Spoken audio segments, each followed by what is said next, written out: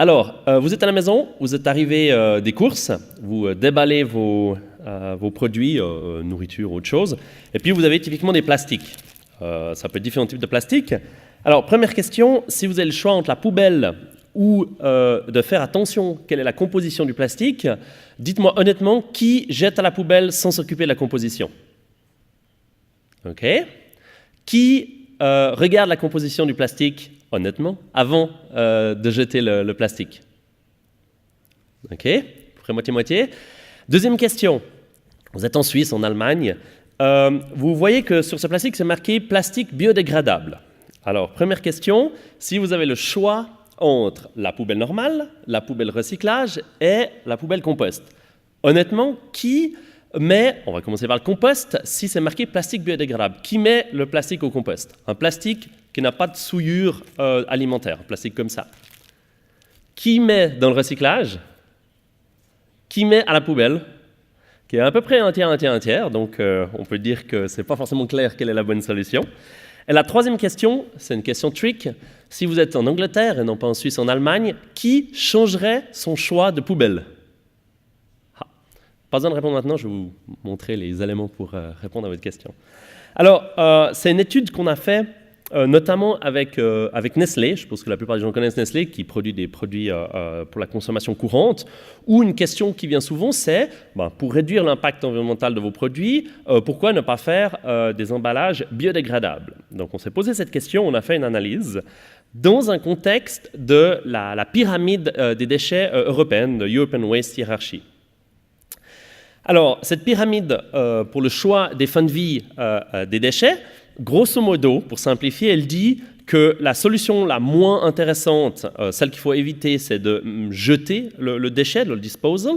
Et puis, la solution la plus intéressante, c'est évidemment de réduire l'utilisation du déchet. Et entre deux, on a grosso modo le recovery, en général c'est l'incinération, et après on a le recyclage, comme solution qui a préféré par rapport à l'incinération. Et chose importante, le compostage est considéré comme du recyclage. C'est une valorisation de la matière autre que simplement par l'énergie. Alors, si on fait un questionnaire vis-à-vis des gens, on se rend assez vite compte que la majorité des gens considèrent qu'utiliser un plastique qui est compostable est un avantage par un plastique fait à partir de fossil fuel.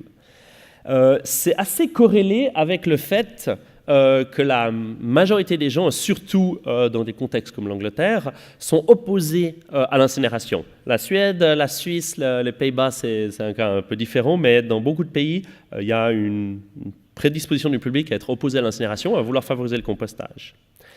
D'ailleurs, ça se reflète par l'apparition dernièrement, dans les 5 dernières années, je dirais, de beaucoup de plastiques qui sont biodégradables. Je dis bien pas bioplastique, je dis plastique biodégradable. Donc en fait, avec une question de fin de vie par rapport aux consommateurs, qui suggère grosso modo de mettre le plastique au compost, avec évidemment une suggestion comme quoi c'est une alternative écologique par rapport au plastique que vous allez jeter à la poubelle normale.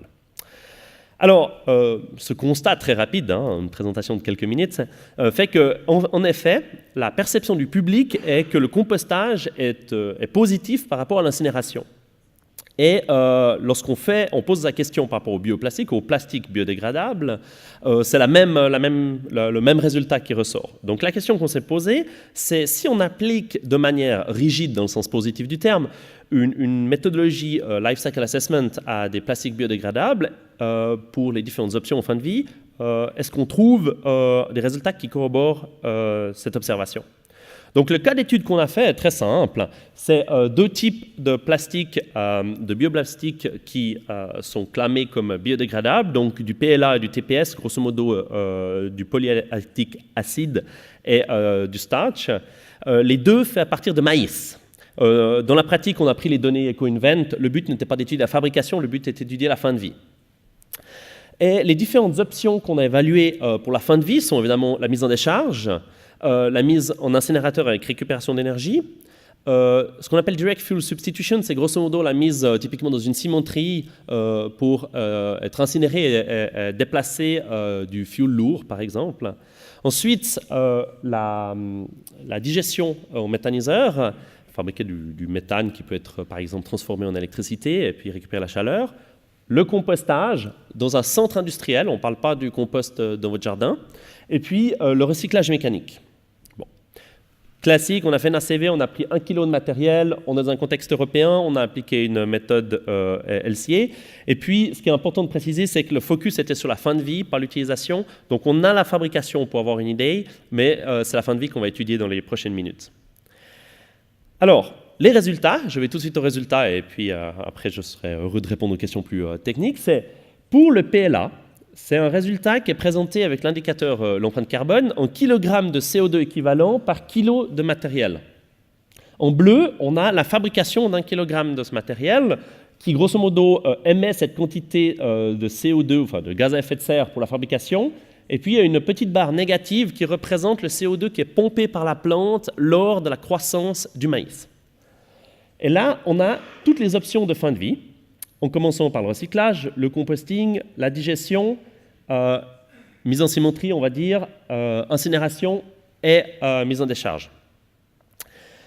Le petit losange représente le résultat net, c'est-à-dire l'impact du traitement qui se compose typiquement de collecter les déchets, ensuite l'impact du processus de traitement, par exemple le recyclage lui-même, et puis les émissions. Et ce qui est important à préciser, c'est en orange, c'est les émissions de CO2 qui sont émises lorsque vous incinérez votre bioplastique. Si on prend en compte le crédit lors de la croissance de la plante, pour respecter le bilan de masse, il faut prendre en compte les émissions. Alors, pour simplifier en ACV, souvent on néglige ça, c'est un cycle fermé.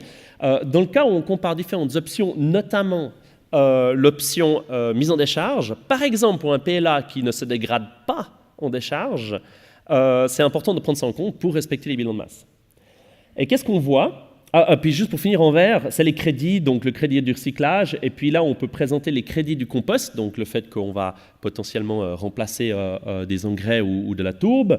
Les 3 autres verts, c'est les crédits liés à l'énergie substituée lors de l'utilisation du méthane, par exemple, en digestion, lors le fait qu'on n'utilise pas de fuel lourd. On remplace du fuel lourd lorsqu'on incinère, ou l'électricité pour un incinérateur de ville. Le petit losange représente le résultat net. Et ce qui est intéressant de voir, si vous observez les différentes alternatives de fin de vie, c'est que pour le PLA, l'option qui en fait s'avère la moins intéressante, c'est le compostage, ce qui va complètement à l'encontre du, entre guillemets, bon sens du consommateur. Il y a le recyclage ici qui apparaît comme la meilleure solution, si le recyclage est possible. Ici, ce n'était pas le but d'évaluer est-ce que la filière existe, c'était le but d'évaluer si elle existe, quel serait le bénéfice. Intéressant, l'incinération en cimenterie, évidemment, elle est intéressante si ça permet de déplacer du fuel lourd. On peut toujours discuter de ce qu'on déplace un pneu et puis on remplace un déchet par un autre. Et puis, la mise en décharge, en fait, apparaît comme avoir très peu d'impact puisque le PLA ne se dégrade pas. On se retrouve avec, en fait, pas d'émissions de CO2, donc on fait une sorte de stockage de carbone. Information intéressante, le crédit associé au compostage, beaucoup de gens pensent que faire du compost c'est bon. La réponse, c'est ça dépend. Le crédit en général est soit associé aux éléments que le produit composté peut amener au champ et donc remplacer des NPK, des engrais. Le cas du PLA, ce n'est pas le cas, il n'y a pas de N, il n'y a pas de P, il n'y a pas de K. Deuxième chose, le compost peut être intéressant pour remplacer un effet tourbe, c'est-à-dire le bénéfice principal, c'est, les agronomes dans la salle vous le diront mieux que moi, c'est grosso modo, par exemple, d'être poreux et d'avoir un effet temporaire sur l'eau. Et le PLA, quand il se dégrade, il semblerait, et je suis heureux de discuter avec les différents experts en plastique et en bioplastique, mais c'est l'information qu'on a eue pour l'instant des experts à l'heure actuelle, ça fait grosso modo des très petites billes, voire se dégrade complètement, et n'a pas un effet poreux qui permettrait de remplacer la tourbe. Donc en fait, on a très peu de bénéfices en fait, à composter. C'est une sorte, soyons un petit peu provocateurs, d'incinération sans récupération d'énergie. Résultat intéressant. On a appliqué ça au cas du starch, qui a un effet différent. Et grosso modo, je vais aller rapidement. L'effet différent, il est sur la décharge. Et là, lui, se dégrade en décharge. Il est plus facilement dégradable que le PLA. Le problème, c'est que quand il se dégrade en décharge, il réémet son CO2. Donc en fait, contrairement au PLA qui stocke le CO2, le starch réémettra son CO2, ce qui, d'un point de vue carbone footprint, revient à être plutôt un impact. Et c'est très variable, mais il émet aussi une quantité de son carbone en méthane, puisqu'il se dégrade en partie dans des conditions anaérobies. Et ce méthane, comme vous le savez très bien, a un potentiel de réchauffement climatique très important. Et là, on se retrouve dans un cas où la décharge, effectivement, se trouve pas du tout intéressante, justement parce qu'il se dégrade. Donc le problème d'un plastique biodégradable, c'est s'il se dégrade en décharge, on crée un problème, en tout cas au niveau du changement climatique. Le compostage s'en sort pas mieux, ce n'est plus l'option la pire, mais c'est la deuxième option. Il a toujours ce problème du manque de valorisation en fait, du compost qui a été créé. Et on en revient avec une situation où incinérer, notamment dans substitution, peut sembler plus intéressante. Alors, on a fait des analyses avec d'autres indicateurs, ce n'est pas le but d'aller ici, mais grosso modo, l'interprétation est la même. Ça, c'est pour l'énergie, où on se retrouve avec le compost qui, en fait, dans les deux cas, est fait parmi des moins bonnes solutions. Et puis, bon, pour résumer les résultats,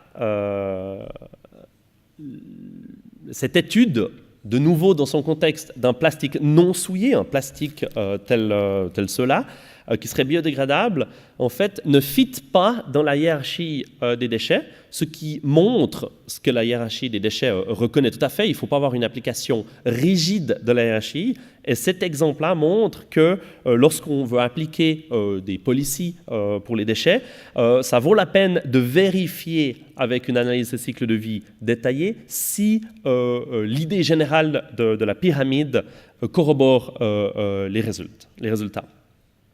Et puis, je vais m'arrêter là sur ces conclusions. Je serai heureux de répondre aux questions qui se poseraient. Merci beaucoup.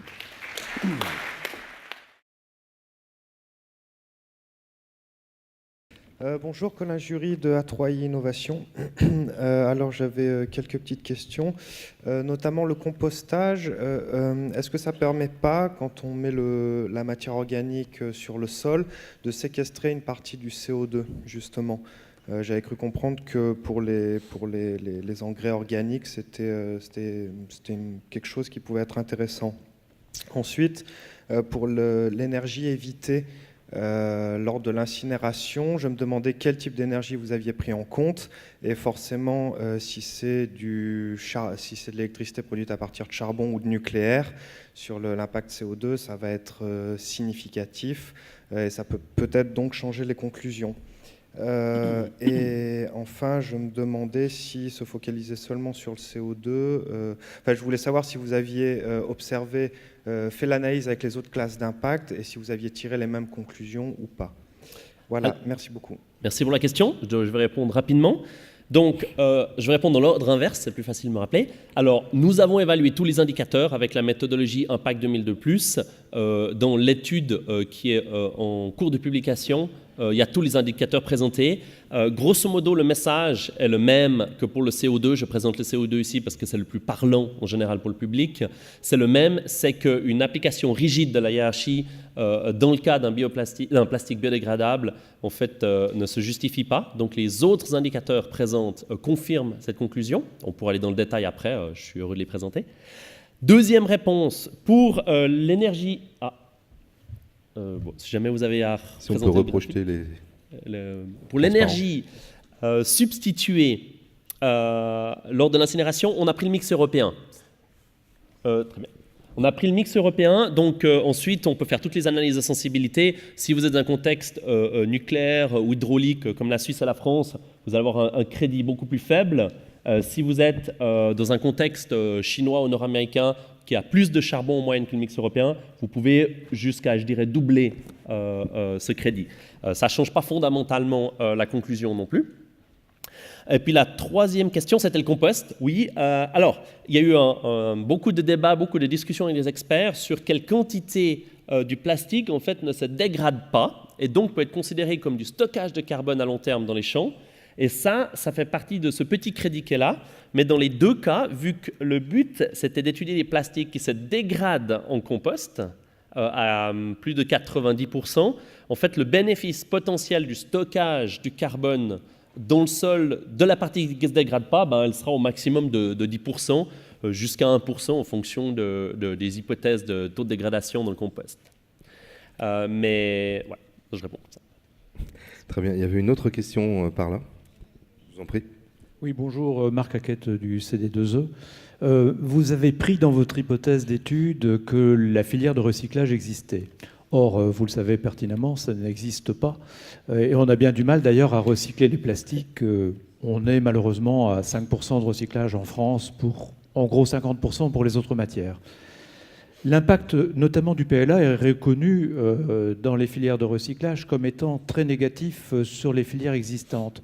Comment pourriez-vous, dans votre analyse, indiquer cet effet, puisque vous avez pour résultat un recyclage plutôt favorable pour le PLA et un peu moins pour l'autre. Or, dans la pratique, le recyclage du PLA présenterait l'inconvénient de voir des pollutions transverses entre filières et donc d'aller perturber fortement le recyclage des filières existantes. Comment pourriez-vous introduire ce phénomène ?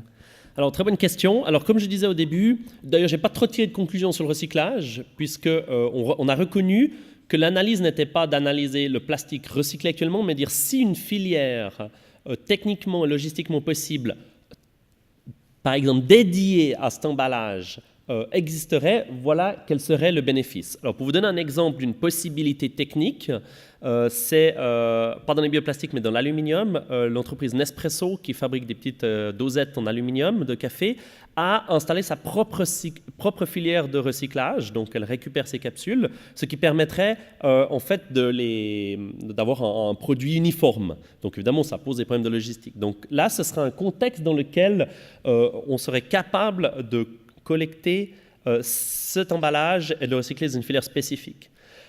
Ensuite, dans l'article, dans l'étude générale, on a bien marqué toutes les limitations en disant que ça, c'était exploratoire pour le recyclage et qu'actuellement, le message n'était pas de dire aux gens « jetez votre emballage en PLA dans le bac de recyclage » parce que vous pouvez avoir l'effet inverse où de toute façon, il doit être ressorti, voire même polluer et diminuer l'efficacité du recyclage. Donc, dans la communication au public, ce serait quelque chose à mettre en avant. On ne pourrait pas présenter ça tel quel puisque les gens, en général, n'ont pas l'option. C'est plutôt une communication vis-à-vis des gens qui font de l'éco-design ou de la mise en place de nouvelles stratégies dans l'entreprise pour se dire si on veut aller vers le recyclage, est-ce que c'est intéressant? Si la réponse est oui, c'est comment ensuite on pourrait le faire pour éviter ces pollutions.